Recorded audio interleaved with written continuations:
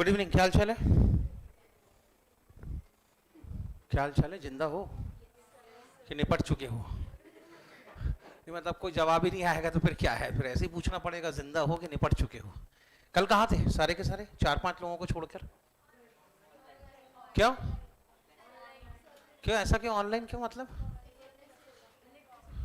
अच्छा, electricity issue के कारण बाकी क्लास ऑनलाइन होगी ऐसा बोल दिया था उन्होंने। ओके ओके ओके डन, ठीक है। कल बेटे हम लोगों ने टॉपिक नंबर 1 शुरू किया था, चैप्टर नंबर 1 शुरू किया था। इसके अंदर हम लोग बात कर रहे थे अकाउंटिंग साइकिल की। शुरू करें क्लास? अरे भाई ऑनलाइन मत देख यार, बंद कर दे, तो साउंड बंद कर उसका। क्या होता है, आदमी को हर दूसरी आवाज़ अच्छी लगती है, अपनी खुद की आवाज़ कभी अच्छी नहीं लगती है। देख लेना कभी भी, अपने हाथ का बनाया हुआ खाना कभी अच्छा नहीं लगेगा, अपने हाथ की बनाई हुई चाय कभी अच्छी नहीं लगती आदमी को। वैसे आदमी को अपनी खुद की आवाज़ कभी अच्छी नहीं लगती। हालांकि तुम लोग को भी मेरी आवाज़ अच्छी नहीं लगती, लेकिन बोलते नहीं तुम लोग, वो एक अलग बात है। ठीक है, मतलब गम खा के रह जाते हो कि क्या बोलें आप। ठीक है, इसी आवाज़ को झेलना है तो क्या करें, झेल लेंगे, है नहीं? तो इसीलिए नेक्स्ट टाइम। हाँ, तो कल बेटे एक नया टॉपिक शुरू किया था हम लोगों ने। टॉपिक का नाम था, थैंक यू सर, कहाँ से क्या जुगाड़ वाला वो कहाँ है? बोर्ड कहाँ है? यहाँ पर बोर्ड है ही नहीं है ना? कैसी बात कर रहे हो पागल। अकेले अगर एम्बिशियस एकेडमी होता तो मान लेता, अकेले अगर यूनिक एकेडमी होता तो मान लेता। इस बार बेटे दोनों ने मिलके दिया है। चार्जर 1 मिनट, रुको रुको रुको। हाँ हो रहा है, ठीक है। क्या हुआ? प्रोजेक्टर पर बंद कैसे हो गया? अच्छा, यहाँ से प्रोजेक्टर का बटन यहाँ से क्या? कहाँ हुआ?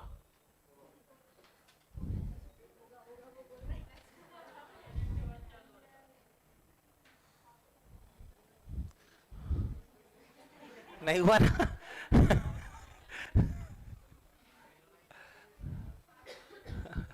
अरे नहीं हुआ ना सागर भाई, कैसा कर रहे हो? आधा छोड़ के चले गए तुम।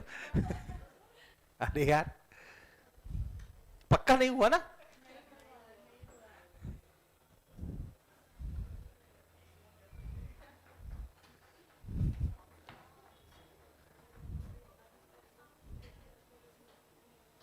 हुआ हुआ, हाँ ठीक है। तो कल हम लोगों ने शुरू किया था बेटे चैप्टर नंबर 1। इसके अंदर हम बात कर रहे थे, हाँ good morning.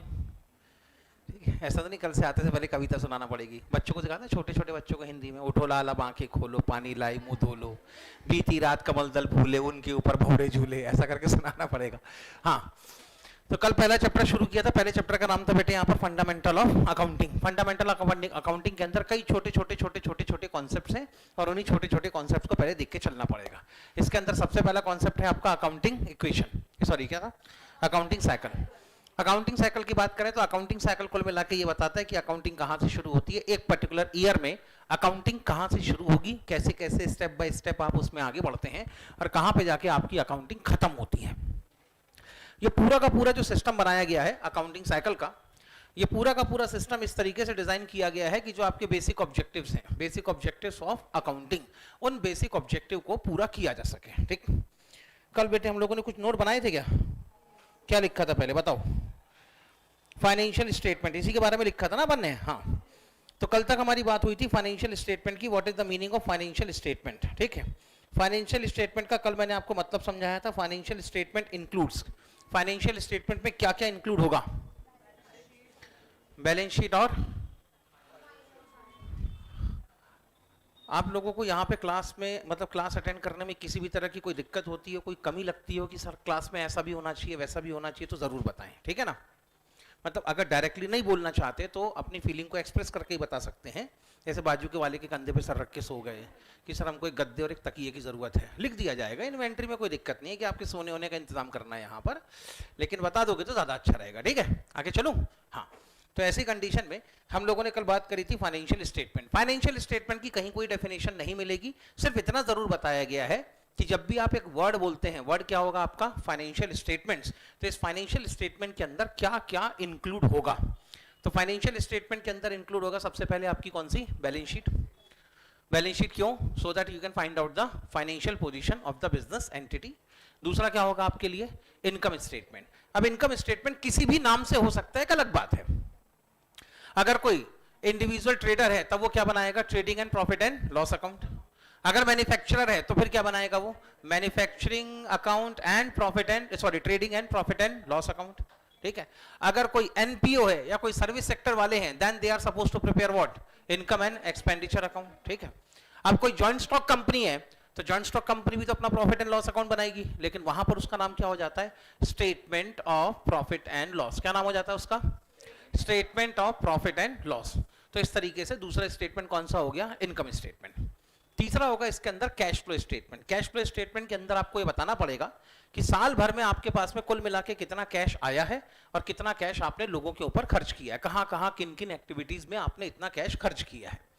Cash flow statement बनाना इसीलिए कंपलसरी कर दिया गया ताकि अगर कोई फाइनेंशियल स्टेटमेंट को देखकर अपना कोई एक रेशनल डिसीजन लेना चाहता है तो कई बार उसके लिए कैश की इंफॉर्मेशन भी जरूरी हो जाती है। फॉर एग्जांपल, अगर मैं एक इन्वेस्टर हूं, मैं किसी कंपनी के अंदर इन्वेस्टमेंट करना चाहता हूं, मैं अगर किसी कंपनी के शेयर्स खरीद के उसके अंदर इन्वेस्टमेंट करना चाहता हूं, तब उस कंडीशन में मुझे कंपनी का प्रॉफिट या लॉस पता होना चाहिए, मुझे कंपनी की फाइनेंशियल पोजीशन पता होना चाहिए, साइड बाय साइड मुझे यह भी तो पता होना चाहिए कि कंपनी की कैश जनरेशन कैपेसिटी कितनी है। जितनी ज्यादा कैश जनरेशन कैपेसिटी होगी, कंपनी के अंदर लिक्विडिटी का प्रॉब्लम उतना कम होगा। जो कैश वाली एसेट होती है ना, उसको हम लोग क्या कहते हैं, लिक्विडिटी। तो लिक्विड एसेट जितनी ज्यादा होगी कंपनी के अंदर, उसकी लिक्विडिटी का क्रंच या लिक्विडिटी की प्रॉब्लम या कैश की शॉर्टेज उतनी कम होगी। इसका मतलब यह होता है कि कंपनी को अपने day to day working operations को परफॉर्म करने में कोई बहुत ज्यादा दिक्कत नहीं आने वाली। इसीलिए इन्होंने कह दिया कि भाई आपके फाइनेंशियल स्टेटमेंट में एक स्टेटमेंट कौन सा इंक्लूड होना चाहिए, कैश फ्लो स्टेटमेंट इंक्लूड होना चाहिए। अब जब कैश फ्लो स्टेटमेंट को इंक्लूड करने की बात उठी तो फिर यह बात आई कि क्या सबको कैश फ्लो स्टेटमेंट बनाना पड़ेगा। इंडिया के अंदर बेटे आज की डेट में देखा जाए तो अभी मैं परसों एक न्यूज पढ़ रहा था, लगभग कुल 2.4 लाख या 24 लाख ऐसे कुछ नंबर्स थे। यूपी के अंदर 24 लाख करोड़पति हैं। यूपी की बात कर रहा हूं मैं, यूपी के अंदर 24 लाख करोड़पति हैं और उनका बिजनेस क्या है पता है, चाट बेचना, पान की दुकान, चाय बेचना, कचौरी बेचना, फरसान बेचना, ये उनका काम है। और ये बहुत बड़ा सच भी है, लेकिन इनका लाइफस्टाइल ऐसा होता है कि अपन यकीन नहीं करते इन पे। अरे चाय बेचने वाला है तो गरीबी होगा, बाद में पता लगता है करोड़पति आदमी है। घर से अपने परिवार वालों के साथ में ऑल इंडिया टूर पे निकलता तो BMW निकालता अपने घर से। तो ऐसी कंडीशन में अब उनसे पूछा गया कि भाई वो जो चाय वाला है वो भी तो करोड़पति है। अब वो करोड़पति आदमी है, वो भी तो अपना इनकम टैक्स रिटर्न फाइल करता है, वो भी तो अपने फाइनल अकाउंट बनाता है, ठीक। तो क्या उसको भी कैश फ्लो स्टेटमेंट बनाना कंपलसरी होगा? तो उन्होंने कह दिया नहीं, उनके लिए कैश फ्लो स्टेटमेंट कंपलसरी नहीं है। तो यहां पर कैश फ्लो स्टेटमेंट हर एक बिजनेस एंटिटी को बनाना कंपलसरी नहीं होगा, कुछ बिजनेस एंटिटीज के लिए कंपलसरी है। जैसे कि जितनी आपकी लिस्टेड कंपनी है, हर वो कंपनी जिसने अपने शेयर को या डिबेंचर को या किसी और फाइनेंशियल सिक्योरिटी को स्टॉक एक्सचेंज के अंदर लिस्ट करवा रखा है, वो कहलाती है कंपनियां कौन सी, लिस्टेड कंपनी। और लिस्टेड कंपनी के लिए कैश फ्लो स्टेटमेंट बनाना कंपलसरी है। उसके बाद जो इस मतलब कि जो बड़ी कंपनियां, लार्ज, जो हम लोग कहते हैं ना लार्ज कैपिटल कंपनियां, लार्ज स्केल कंपनीज, उनके लिए कैश फ्लो स्टेटमेंट बनाना कंपलसरी है। लेकिन small and medium scale entities के लिए, पार्टनरशिप फर्म के लिए, सोल प्रोप्राइटरशिप के लिए कैश फ्लो स्टेटमेंट बनाना कंपलसरी नहीं है। तो हर फाइनेंशियल स्टेटमेंट के अंदर आपको कैश फ्लो स्टेटमेंट दिखेगा कोई जरूरी नहीं है, किसी किसी के में दिखेगा और किसी किसी के में नहीं दिखेगा। इसलिए इसी के साथ में लिख दिया गया for specified entities. Specified entities का मतलब वो बिजनेस एंटिटीज जिनको कैश फ्लो बनाना कंपलसरी है, ऐसा कहीं ना कहीं किसी ना किसी कानून में लिख दिया गया हो, तो ऐसी एंटिटीज को हम लोग क्या कहते हैं, स्पेसिफाइड एंटिटीज, ठीक। उसके बाद एक होगा statement of changes in equity और आखिरी में होगा आपका नोट्स टू अकाउंट। सर ये नोट्स टू अकाउंट क्या होते हैं, इसके ऊपर कल मेरा डिस्कशन रह गया था। नोट्स टू अकाउंट होते हैं बेटे एक्सप्लेनेटरी स्टेटमेंट्स। Explanatory statements. अब सर ये क्या मामला है, तो आराम से सोचो 1 मिनट के लिए। आपने बैलेंस शीट बनाई, बैलेंस शीट में क्या क्या लिखा होगा बताएं।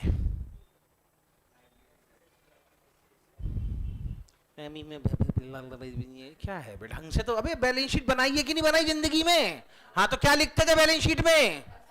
एसेट लिखते थे, हाँ, और लायबिलिटी लिखते थे और कैपिटल लिखा करते थे, याद आया? तो मान लेते हैं थोड़ी देर के लिए आपकी एसेट साइड में आपने अपनी बैलेंस शीट में एक एसेट दिखाई है, लैंड, ठीक, कौन सी एसेट है? लैंड। लैंड आपकी बैलेंस शीट में दिख रही है 5 लाख रुपए की। कितने की दिख रही है? 5 लाख की। आप गए, आपने कहा था बताओ तुम्हारी बैलेंस शीट में 5 लाख रुपए का लैंड है, कहां है, जरा चल के दिखाओ। जाके देखा तो बिल्कुल प्राइम लोकेशन, शानदार बड़ा सा लैंड, 200 बाई 200। 200 बाई 200 समझता है ना? नहीं समझता। मतलब लेंथ और ब्रेथ कितनी है? 200 square foot by 200 square foot, ऐसा मतलब 200 बाय 200 का लैंड है। अच्छा खासा बड़ा लैंड हो गया, 40,000 स्क्वायर फुट का लैंड, वो भी एकदम प्राइम लोकेशन पे। हमने कहा पता करो इसकी मार्केट वैल्यूएशन कितनी है। ब्रोकर को बुलाया, हमने कहा पूछे बताओ भाई ये लैंड बेचना है, कितने का बिकेगा? उन्होंने कहा सर ये लैंड कम से कम कुछ नहीं तो 150 करोड़ रुपए का है। 150 करोड़। अपनी बैलेंस शीट में कितने का दिख रहा है? 5 लाख। मार्केट वैल्यू कितनी है? 150 करोड़। 150 करोड़। 150 का मतलब होता है 150 करोड़। मैं समझ सकता हूँ बेटे, 150 मतलब समझता है ना? नहीं समझ, जहां पे ना समझ में आए बता देना, ठीक है? क्योंकि आजकल मेरे को एक नई समस्या फेस करनी पड़ती है। बहुत सारे स्टूडेंट जो आते हैं सारे इंग्लिश मीडियम के होते हैं, ठीक, और उस कंडीशन में हिंदी बहुत ज्यादा उनको समझ में नहीं आती। तुमको क्या बोलना बेटे, मेरी एक बेटी है, मेरी बेटी 11 साल की 5th स्टैंडर्ड में है, उसको कभी बोल दे जा बेटा उसको 45 रुपए दे के आ जा, तो मेरे से आके पूछती पापा 45 मतलब? और इतना गंदा से मुंह बना के पूछती पापा 45 मतलब? अबे तो ठीक है, तो मैं समझ सकता हूँ, इसलिए कभी ऐसा लगे कि सर मतलब समझ में नहीं आया तो पूछ लेना। अब एक बात बताओ, क्या आप अपनी बैलेंस शीट में जो लैंड डिस्क्लोज कर रहे हैं, कितने रुपए का लैंड डिस्क्लोज कर रहे हैं? 5 लाख रुपीस का। सही है? सही लग रहा है आपको? क्यों, हाँ या ना? मतलब देखो यार, मत कभी सही या ना पूछू ना तो कम से कम ऐसे जवाब मत देना, क्योंकि इंडिया में क्या होता है, खाना खाया, नहीं खाया, दिमाग ठीक है, अच्छा लग रहा है, क्लास गए थे, क्लास नहीं गए, मतलब हाँ भी ऐसे ही, नहीं भी ऐसे ही, ओके भी ऐसे ही, बहुत बढ़िया भी ऐसे ही, मतलब एक ही डायरेक्शन में अपना सर घूमता है। अब मैं कैसे डिसाइड करूंगा तुम हाँ बोल रहे हो कि नहीं बोल रहे हो? अरे बताओ ना, मैं कैसे डिसाइड करूं बेटे कम से कम? हाँ तो बताओ, आप जो अपनी बैलेंस शीट में लैंड बता रहे हैं 5 लाख रुपीस का, वो सही बता रहे हैं आप? नहीं। क्यों? क्योंकि मार्केट वैल्यूएशन कितनी है? 150 करोड़ की मार्केट वैल्यूएशन है उसकी। तो फिर सर हम बैलेंस शीट में 5 लाख रुपीस का लैंड क्यों लिख रहे हैं? क्योंकि वो लैंड हमने आज से 50 साल पहले खरीदा था। कितने का खरीदा था? 5 लाख रुपए का खरीदा था। और हमारी अकाउंटिंग के अंदर एक कॉन्सेप्ट है, कौन सा? Cost concept. सुना है कभी कॉस्ट कॉन्सेप्ट? क्या होता है कॉस्ट कॉन्सेप्ट?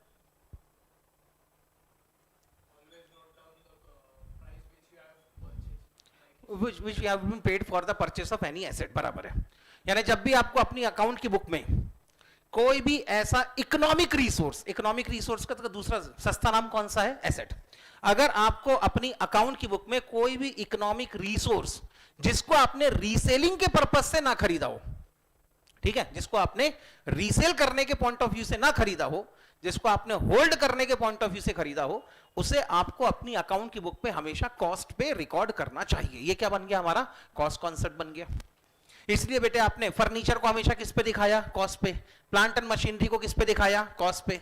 इन्वेंट्री को किस पे दिखाया? कॉस्ट पे। लगभग सारी एसेट आप किस पे दिखाते हो अपनी बैलेंस शीट में? कॉस्ट पे दिखाते हैं, क्योंकि ये कॉन्सेप्ट है अकाउंटिंग के अंदर। क्या नाम है उसका? Cost concept. इतना ठीक। अब कॉस्ट कॉन्सेप्ट कहता है कि भाई लैंड तुम्हारी फिक्स्ड एसेट्स है, इसको किस पे रिकॉर्ड करो? कॉस्ट पे रिकॉर्ड करो। 50 साल पहले कॉस्ट थी 5 लाख रुपए की, आज भी कितनी है? कॉस्ट तो कॉस्ट है। जितना पैसा खर्चा किया होगा लैंड को खरीदने में, वही तो तुम्हारी कॉस्ट है ना। कॉस्ट तो नहीं बदल सकती, मार्केट वैल्यू बदल सकती है, एक अलग बात है। तो इसी चक्कर में आपकी बैलेंस शीट में आज भी लैंड कितने का दिख रहा है? 5 लाख रुपीस का। लेकिन क्या एज एन अकाउंटेंट आपकी ये ड्यूटी नहीं बनती कि भले इसकी कॉस्ट प्राइस 5 लाख रुपीस हो, लेकिन पब्लिक को इसकी रियल मार्केट वैल्यू भी पता चलना चाहिए, क्योंकि सीधे सीधे आपकी फाइनेंशियल पोजीशन के ऊपर इंपैक्ट डालेगा ये। तो ऐसी कंडीशन में आपने बेटे यहां पर अपनी बैलेंस शीट में लैंड तो कॉस्ट पे दिखा दिया, लेकिन इसी लैंड से रिलेटेड कुछ ऐसी एडिशनल इंफॉर्मेशन है जो पब्लिक तक पहुंचना जरूरी है। अब ये इंफॉर्मेशन कहां लिखे हम? सवाल इसका था। तो इसके लिए उन्होंने कहा कि एक सेपरेट स्टेटमेंट बनाया जाए। स्टेटमेंट का नाम क्या होगा? Notes to account. और आपकी बैलेंस शीट में जितने आइटम लिखे हुए हैं, एसेट्स के, लायबिलिटीज के, कैपिटल के, आपके प्रॉफिट एंड लॉस अकाउंट में जितने आइटम लिखे हुए हैं, इनकम के और एक्सपेंसेस के, आपके कैश फ्लो स्टेटमेंट में जितने आइटम लिखे हुए हैं, जहां जहां से कैश आया और जहां जहां आपने कैश खर्च किया, उन सारे आइटम से रिलेटेड अगर कोई बड़ी मटेरियल इंपॉर्टेंट एडिशनल इंफॉर्मेशन है, then that additional information should be properly presented in the separate statement which is known as what? Notes to account. समझ में आ गई बात? तो एक एडिशनल स्टेटमेंट और बन गया, क्या? नोट्स टू अकाउंट बन गया। इतना ठीक है? अब इन सबको मिलाओ। अब इन सबको मिलाने के बाद फाइनली जो एक बंडल बनेगा, एक बंच बनेगा, उस बंच को हम लोग क्या कहते हैं? Financial statement. समझ में आ गई बात? तो फाइनेंशियल स्टेटमेंट में कोई एक इकलौता स्टेटमेंट नहीं है। फाइनेंशियल स्टेटमेंट पे 2 स्टेटमेंट भी हो सकते हैं, 3 भी हो सकते हैं, 4 भी हो सकते हैं, 5 भी हो सकते हैं। इतना ठीक है? तो इन सबको हम लोग कंबाइंडली क्या कहते हैं? फाइनेंशियल स्टेटमेंट कहते हैं। इतना क्लियर है? तो सर फाइनल अकाउंट किसको कहते हैं? अगर आप सिर्फ बैलेंस शीट और इनकम स्टेटमेंट को कंबाइंडली, सिर्फ और सिर्फ 2 स्टेटमेंट, कौन से? बैलेंस शीट और इनकम स्टेटमेंट। अगर इन दोनों स्टेटमेंट को कंबाइंडली किसी हल्के नाम से पुकारना चाहें तो फिर इसको क्या कह सकते हो आप? फाइनल अकाउंट कह सकते हो। समझ में आ गई बात? तो फाइनल अकाउंट और फाइनेंशियल स्टेटमेंट दोनों के बीच का डिफरेंस समझ में आ गया? सिर्फ balance sheet and profit and loss account will be known as what? Final account. But the balance sheet, income statement, cash flow statement, statement of changes in equity और notes to account, इन सबको मिला के बनाया जाए तो फिर ये कंप्लीट बंच क्या कहलाएगा? आपका फाइनेंशियल स्टेटमेंट कहलाएगा। इतना ठीक है? पक्का? चलो आगे चलते हैं। फिर हम लोगों ने बात करी थी बेटे अकाउंटिंग साइकिल की। अकाउंटिंग साइकिल में स्टेप नंबर 1 क्या थी आपकी? आइडेंटिफिकेशन। आइडेंटिफिकेशन में कल भी मैंने आपको समझाया था कि आपको क्या आइडेंटिफाई करना है। आइडेंटिफिकेशन का हिंदी वर्ड होता है पहचानना। तो अब आपको क्या पहचानना है पता तो चले। तो जितनी आपने बिजनेस एक्टिविटीज परफॉर्म करी हैं, उन सारी बिजनेस एक्टिविटीज में कौन सी बिजनेस एक्टिविटी ऐसी हैं जो ट्रांजैक्शन की कैटेगरी में आती हैं और कौन सी बिजनेस एक्टिविटी ऐसी हैं जो इवेंट्स की कैटेगरी में आती हैं, यही आपको क्लासिफाई करना था। और इसको क्लासिफाई करने के लिए अल्टीमेटली क्या करोगे आप? अल्टीमेटली आपको पता होना चाहिए कि आपके ट्रांजैक्शन और इवेंट्स के बीच में क्या डिफरेंसेस होते हैं। डिफरेंसेस कल मैंने आपको शायद डिटेल में एक्सप्लेन कर दिए थे, उसको बस लिखना बाकी है। लिखना शुरू करें।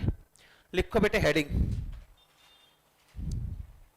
हेडिंग में लिखे बेटे ट्रांजैक्शंस, ट्रांजैक्शन वर्सेस इवेंट्स, ऐसा लिखना।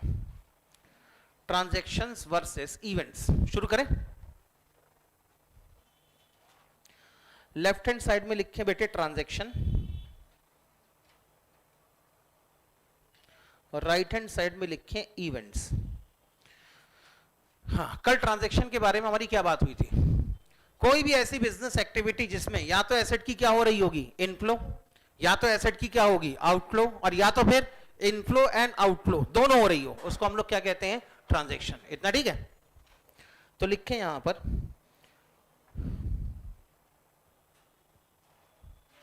Any business activity, any business activity in which either there is inflow, either there is inflow of economic resources, either there is inflow of economic resources or outflow of economic, यार खड़े होकर के लिखते नहीं बनता, out or outflow of economic resources, outflow of economic resources और both। कोई भी ऐसी बिजनेस एक्टिविटी जिसमें या तो इकोनॉमिक रिसोर्सेज का मतलब क्या होता है? एसेट्स। कल बताया था मैंने। चाहो तो बेटे इसी के ऊपर स्टार मार्क लगा के लिख देना, economic resources, economic resources is equal to assets, ऐसा लिख देना यहां पर। ठीक?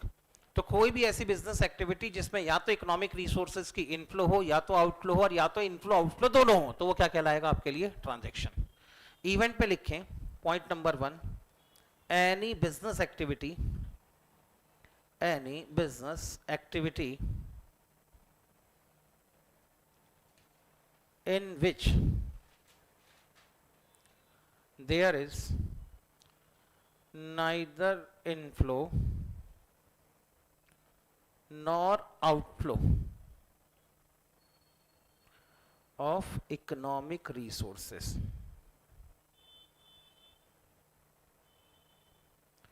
ये तो हो गया पहला डिफरेंस इन दोनों के बीच में। दूसरा डिफरेंस ये था कि जो ट्रांजैक्शंस होते हैं इसमें हमेशा किसकी इन्वॉल्वमेंट होगी, आउटसाइडर की इन्वॉल्वमेंट होगी इसके अंदर, ठीक। तो लिखें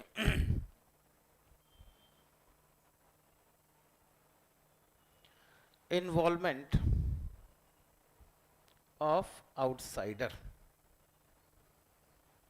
इसे में लिखे no outsider involve, no outsider involve.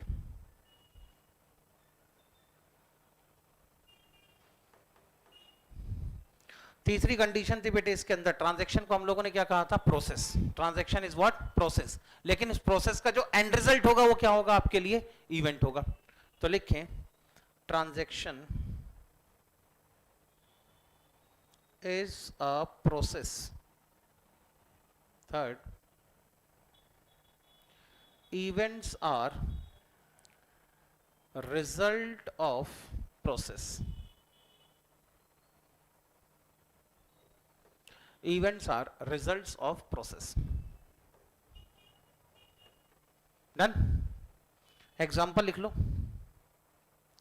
सबसे पहले यहां पे एग्जाम्पल लिख लें बेटे, यहां पर कैश ऑब्लिक क्रेडिट परचेस, और लिख लें बेटे credit purchase of goods, cash oblique credit sales of goods, sales of goods, cash oblique credit, उसी के आगे लिखो purchase oblique sale of asset etcetera.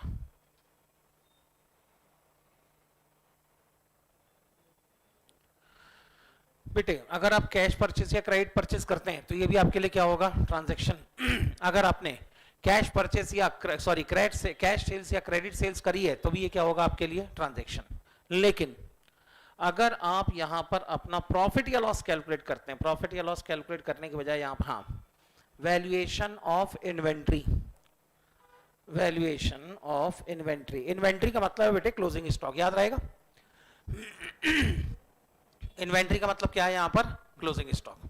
अगर आप अपने क्लोजिंग स्टॉक की वैल्यूएशन करते हैं तो क्लोजिंग स्टॉक की वैल्यूएशन क्या होगी आपके लिए, इवेंट। क्योंकि जो आपके गोडाउन में स्टॉक रखा हुआ है that is the outcome of your transaction.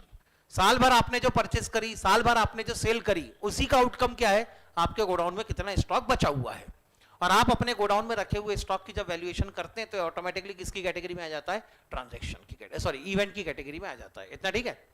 कई बार बेटे आपने अगर पार्टनरशिप पढ़ी होगी तो उसके अंदर आप किया करते थे गुडविल का वैल्यूएशन, याद आया बेटे। तो वैल्यूएशन ऑफ गुडविल में be ultimately also one of the event.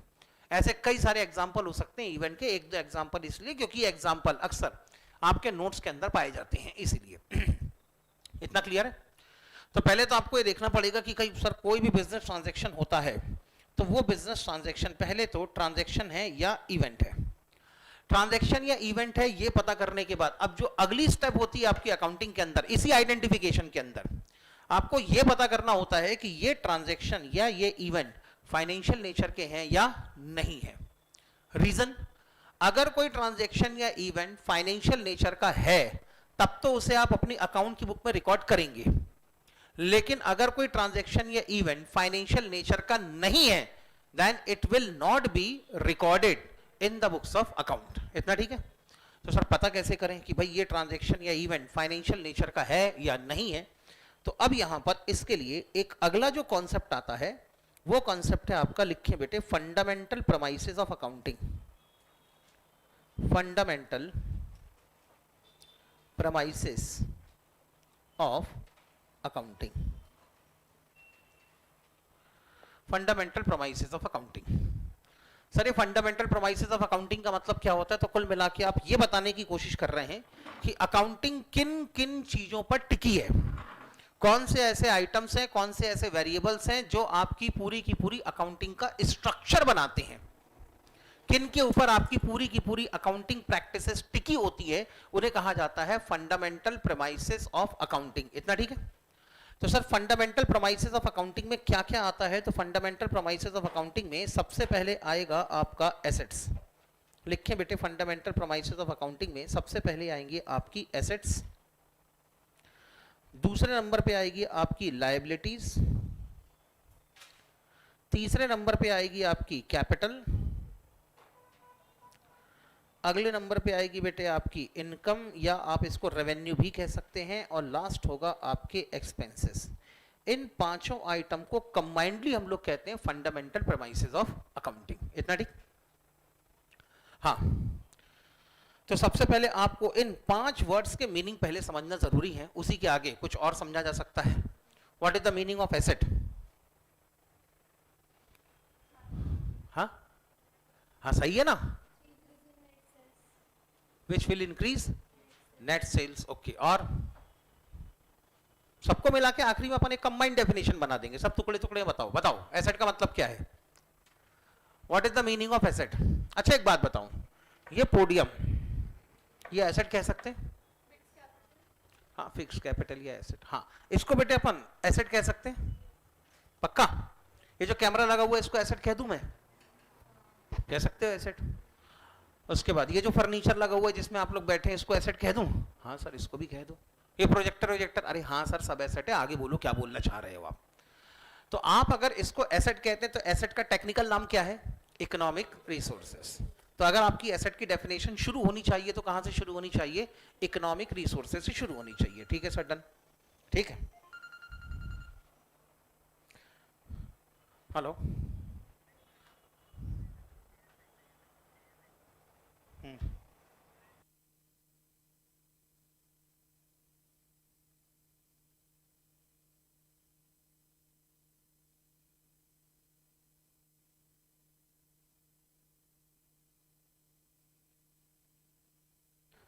हाँ, तो इसके बाद बात आती है, अगर आप एसेट को डिफाइन करें तो एसेट की डेफिनेशन ही कहां से शुरू होनी चाहिए? Economic resources.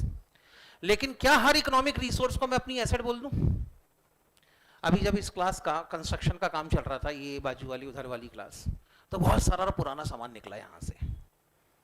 बहुत सारे पुराने सामान में कई स्पीकर भी निकले, स्पीकर लगे होते ना ऊपर यहाँ पर जिससे आवाज आती, बहुत सारे स्पीकर भी निकले। सारे स्पीकर को टेस्ट करके देखा गया, जो काम के थे वो यूज कर लिए, जो काम के नहीं थे उनको अलग करना पड़ गया। तो क्या हर टाइप की एसेट या हर टाइप के इकोनॉमिक रिसोर्सेज को आप अपनी अकाउंटिंग के पॉइंट ऑफ व्यू से एसेट कहने लगेंगे? तो answer is no. Essential condition ये है कि आप सिर्फ उसी चीज को अपनी एसेट कह सकते हैं जिससे आपको फ्यूचर में इकोनॉमिक बेनिफिट मिलने की उम्मीद है। क्या उम्मीद है आपकी? You can get future economic benefit. अब सर ये क्या होता है फ्यूचर इकोनॉमिक बेनिफिट? क्या इस पोडियम को फ्यूचर में यूज किया जा सकता है? प्रोजेक्टर को फ्यूचर में प्रॉफिट कमाने के लिए, ऑपरेटिंग एक्टिविटी परफॉर्म करने के लिए, अपनी बिजनेस एक्टिविटीज को कंडक्ट करने के लिए क्या इस प्रोजेक्टर को यूज किया जा सकता है? बिल्कुल किया जा सकता है। तो अगर आप किसी चीज को इस्तेमाल कर सकते हैं तो इसका मतलब डेफिनेटली आप फ्यूचर में उसको यूज करेंगे, और फ्यूचर में यूज करेंगे तो कुछ ना कुछ बेनिफिट तो आपको उसको मिलेगा ही मिलेगा। कई बार हम लोग गुड्स परचेस करते हैं, गुड्स क्यों खरीदते हैं? ताकि प्रॉफिट ऐड करें और सामने वाले को बेचें, प्रॉफिट कमाने के लिए।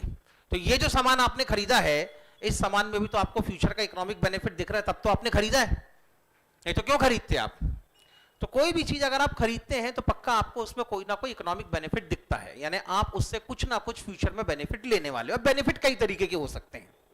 या तो आपने जो सामान खरीदा है इसमें आप अपना प्रॉफिट ऐड करेंगे, प्रॉफिट ऐड करके सामने वाले को बेच देंगे, तो बेनिफिट कौन सा है आपका? कैश बेनिफिट है। सोचो ना बेटे, प्रोजेक्टर मैंने भी खरीद लिया बेटे, मेड इन कोरिया होगा ये शायद, मेड इन कोरिया, अच्छा मेड इन चाइना है ये भी, मेड इन चाइना का। मैं भी गया बेटे चाइना, चाइना में प्रोजेक्टर कितने के मिलते हैं? 12-12, 15-15 हजार रुपए के मिलते हैं।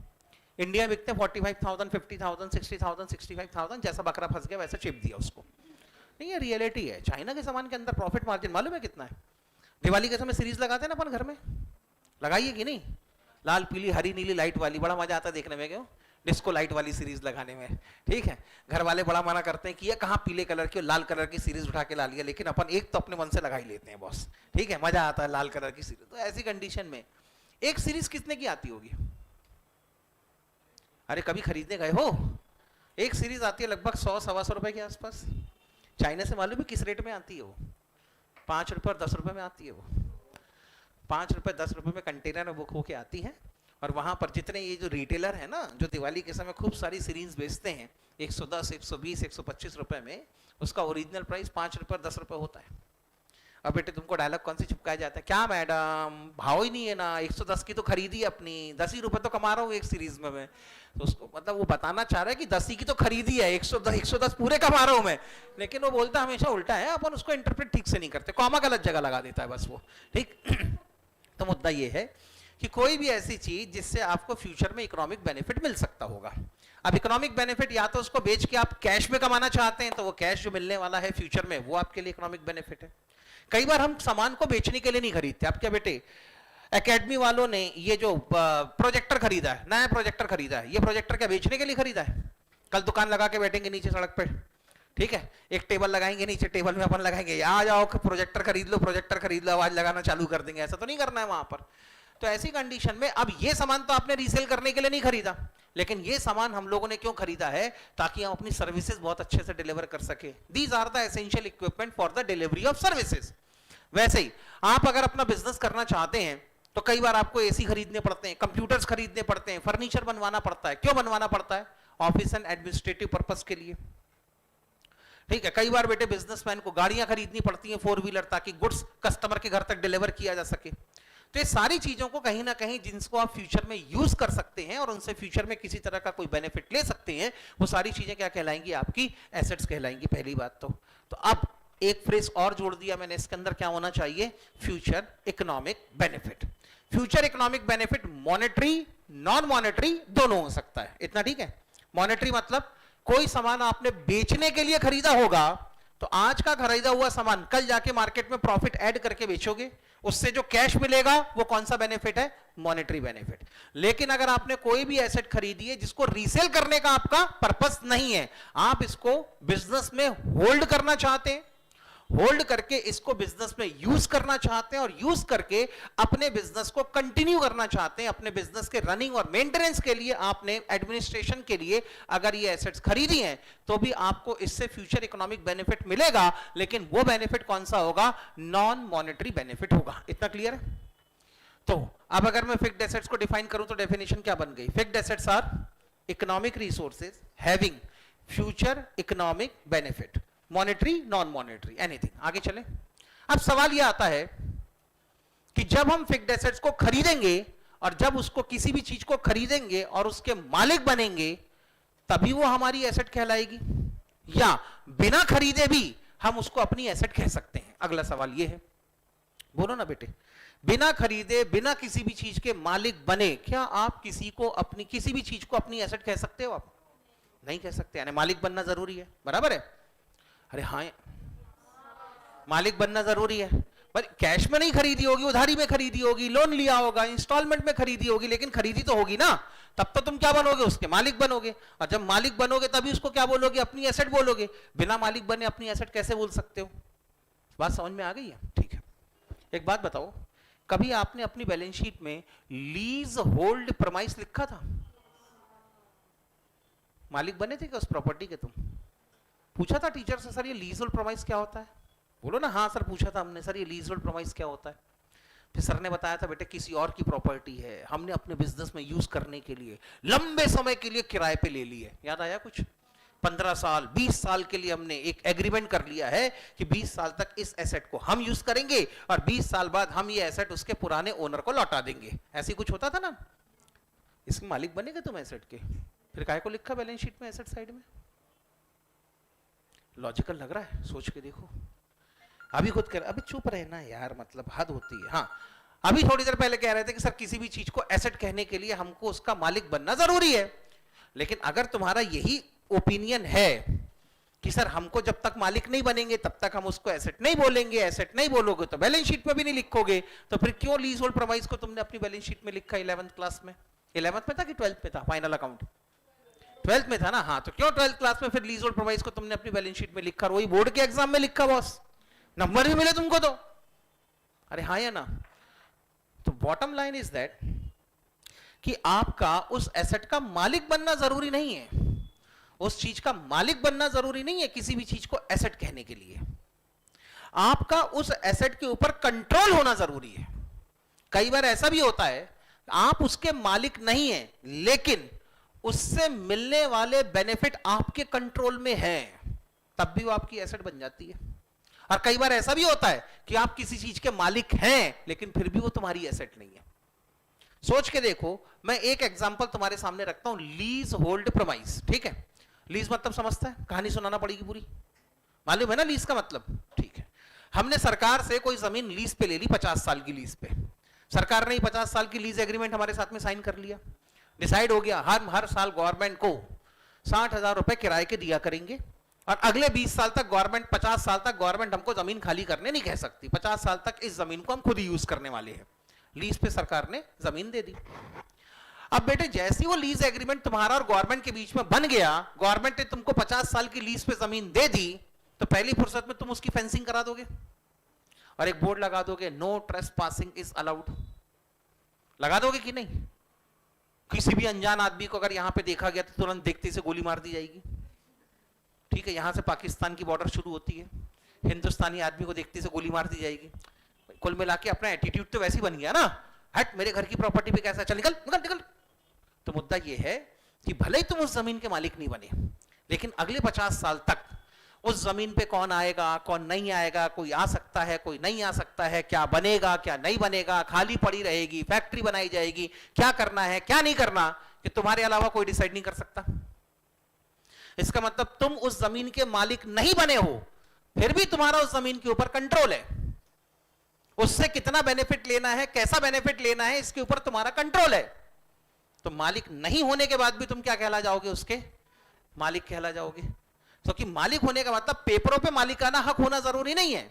It is not necessary to have the document of title, it is not necessary to have the ownership in writing, but if you can control the particular asset, if you can control the benefit of a particular asset, even though you are not the owner of that asset, that will be also considered as an asset. अब कई बार ऐसा भी होता है कि आप किसी चीज के मालिक होते हैं लेकिन उसके बाद में भी आप उसको अपनी एसेट नहीं कह सकते। सोच के देखो एक मिनट के लिए, बेटे आपने सरकार से कहा कि हमको अपनी फैक्ट्री बनानी है।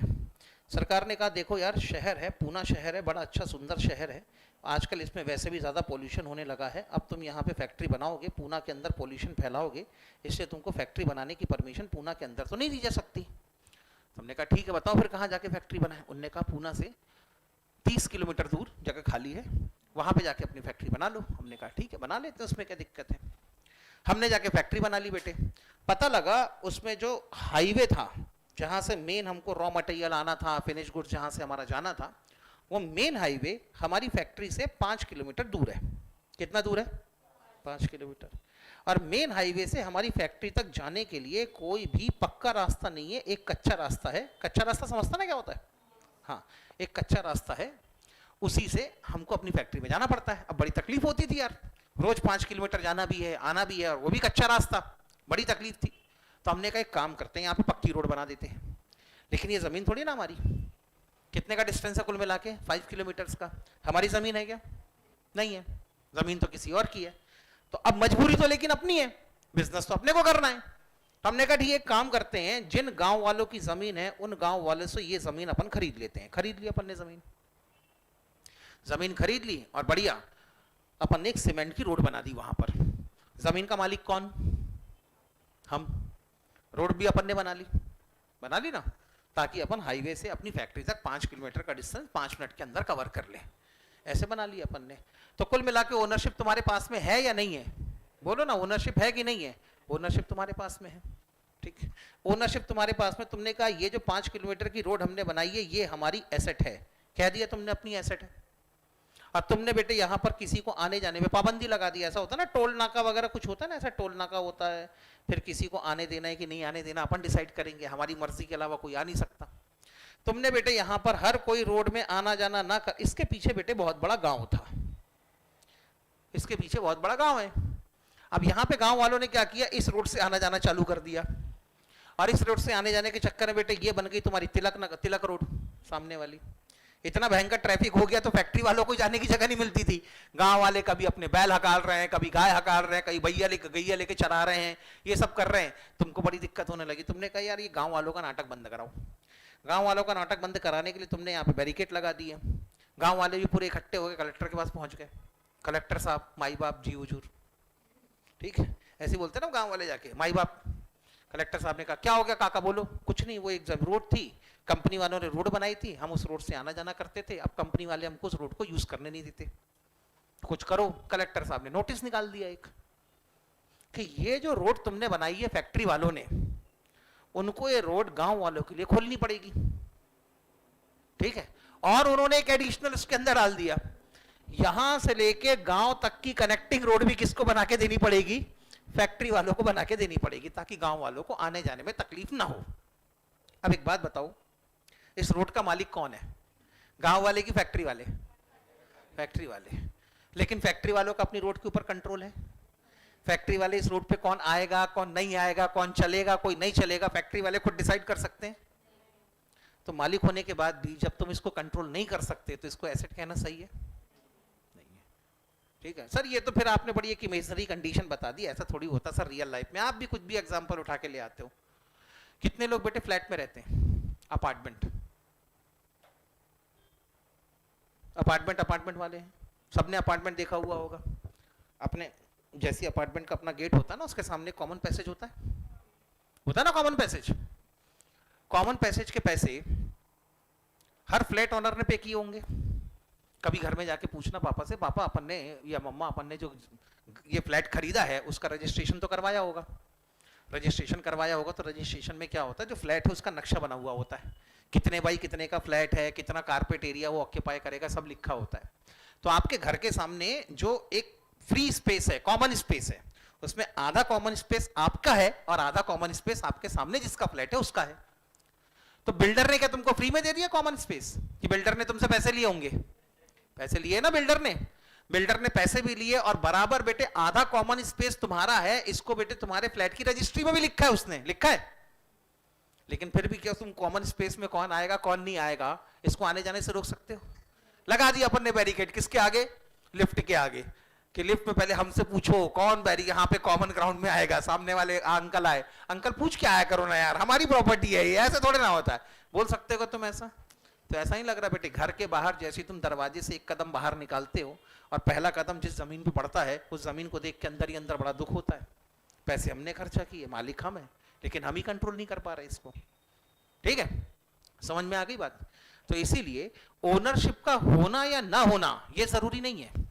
उस एसेट से मिलने वाले बेनिफिट को आप कंट्रोल कर सकते हैं नहीं कर सकते, ये इंपॉर्टेंट चीज होती है। तो ये चीज और आपकी एसेट की डेफिनेशन में मेंशन होना चाहिए। तो एसेट की डेफिनेशन क्या बन गई? Assets are economic resources having future economic benefit which are under the control of entity. ठीक, तो एसेट की डेफिनेशन क्या याद रहेगी बात? ये सारी एसेंशियल कंडीशन है और इन्हीं को तोड़ तोड़ के कई सारे मल्टीपल चॉइस क्वेश्चन बनाए जाते हैं। ठीक, तो एसेट्स आर, जल्दी बोलो क्या लिखना है, बोलो ना बेटे क्या लिखना है, जल्दी बताओ। एसेट्स की डेफिनेशन लिखनी है, बोलो क्या लिख दूं? एसेट्स की डेफिनेशन में लिख दो जल्दी से। Assets are economic resources. क्या है बेटे assets? Economic resources having future economic benefit, having future economic benefits, having future economic benefits which are under control of entity, having future economic benefit which are under control of entity। Asset से मिलने वाले benefit किसके control में होंगे? Entity के control में होंगे। इतना ठीक है? अब जो बेनिफिट आपको मिलने वाले हैं उसी के बेसिस पर आपकी एसेट की क्लासिफिकेशन हो जाती है। अगर आप कहते हो कि इस पर्टिकुलर एसेट से हमें फ्यूचर इकोनॉमिक बेनिफिट जो मिलेंगे वो लॉन्ग टर्म इकोनॉमिक बेनिफिट मिलेंगे, तो फिर वो क्या होगा? ये आपके लिए फिक्स्ड एसेट्स। अगर आपको ऐसा लगता है कि शॉर्ट टर्म बेनिफिट मिलेंगे तो फिर वो क्या होगा? ये आपकी करंट एसेट। या आपने कोई पैसे खर्च किए जिससे आपको लॉन्ग टर्म बेनिफिट मिलने वाले हैं तो आप इस खर्चे को क्या कहना शुरू कर देते हैं? Capital expenditure. और शॉर्ट टर्म बेनिफिट मिलने वाले हैं तो क्या कहना शुरू कर देते हैं? आप इसको रेवेन्यू एक्सपेंस कहना शुरू कर देते हैं। समझ में आ गई बात? तो कुल मिला के सारा खेल यहां पर बेनिफिट का है। बेनिफिट का इसीलिए है क्योंकि आपकी जो अकाउंटिंग है accrual basis of accounting, accrual basis of accounting more or less किस पे बेस्ड है? बेनिफिट्स के बेसिस पर ही यहां पर डिराइव होती है। एसेट की डेफिनेशन समझ में आ गई? पक्का? ठीक है। कल बेटे अगर आपने पढ़ रखा होगा कभी तो ढूंढ के आना लायबिलिटी की डेफिनेशन क्या है, कैपिटल की क्या है, इनकम की क्या है और एक्सपेंस की क्या है। कल हमारा मेजर डिस्कशन इसी पे होगा, ठीक है। Bye bye.